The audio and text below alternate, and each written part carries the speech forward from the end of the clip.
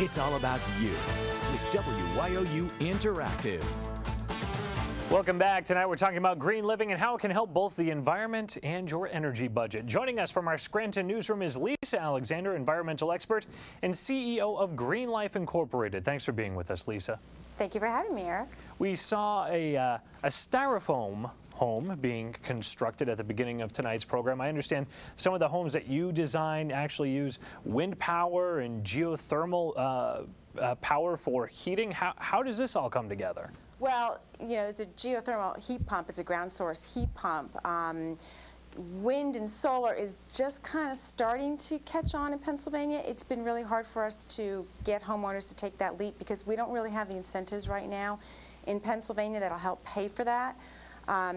In our neighboring states, like in New York and New Jersey, if you put in, say, $50,000 solar panel system with the incentives and rebates in the state, that $50,000 system will end up only costing you $25,000. Now, I know that sounds like a lot, but if you think of the years you're going to be in the home and you're getting that free energy from the sun, it will pay for itself. But Governor Rendell is doing wonderful things, and hopefully we will soon have similar incentives to help our homeowners go that extra mile for the wind or the solar. You talked about the expense of getting those things put in when someone's remodeling a home or building a home. What about some of the materials? Not everything can possibly be as expensive as looking at wind power and solar power. No, it's not. And actually, in green building and green living, the first thing you have to do before you even consider putting in a solar or wind or geothermal or any of that is you have to look at how you're living. Because if you're still going to be really using tons of power, that's going to kind of defeat the purpose. So you have to start looking just in your day-to-day basic needs. And if you can do that now without putting any of these, you know, going to the extremes of solar power, such as, you know, your vampire appliances, start unplugging them or hooking them into a power strip and just turn the power strip off. Change out your light bulbs for your compact fluorescents or install Energy Star appliances in your home. So you need to start changing how you live before you even take that extra step to put that extra expense into your home, which isn't really an expense. It's an upfront expense that will save you money in the long run. And green homes, the energy efficient homes, usually sell 20% higher than your standard home. So we hear about the American family, we hear a lot about carbon footprints when we're talking. There's carbon calculators. I guess the average American family leaves nearly 20 tons of carbon dioxide a year. Yes, much more than other countries. Just by driving and cooling their homes. How does one calculate? There's a lot of carbon calculators on the internet. Which one would you recommend, and what can people do to start lowering?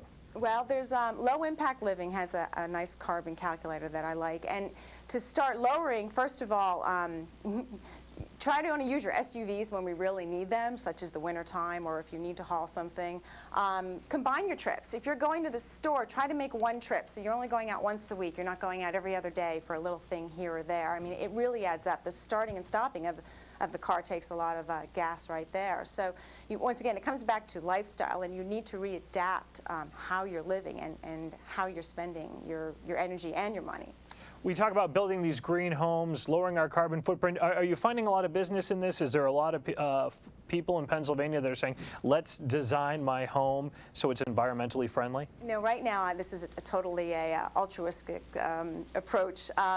We do a lot of consulting and just for free, just to kind of get the word out. We're starting to see that it's coming back to us. Now we are getting people moving into the area. We're getting people who have children with asthma and allergies, so they want to know what can they do to make their home healthier for their child. So it's more than just saving energy. It's also about making your home healthier. A lot of the products we put into our home off-gas chemicals, and they can make some people sick. So what kind of price do you put on your health? So we are finally starting to see people come to us saying, please help us make our home healthier, help us live healthier. And not only homes, but what I am getting is calls from corporations who are saying, how can we green our corporation? And they're really more looking at the bottom line, how to save money on their energy costs. But if they make it healthier, their employees take less sick days, so they're more productive. Beneficial for them as well. All right, we need to take a break right now. We'll have much more in green living right after this.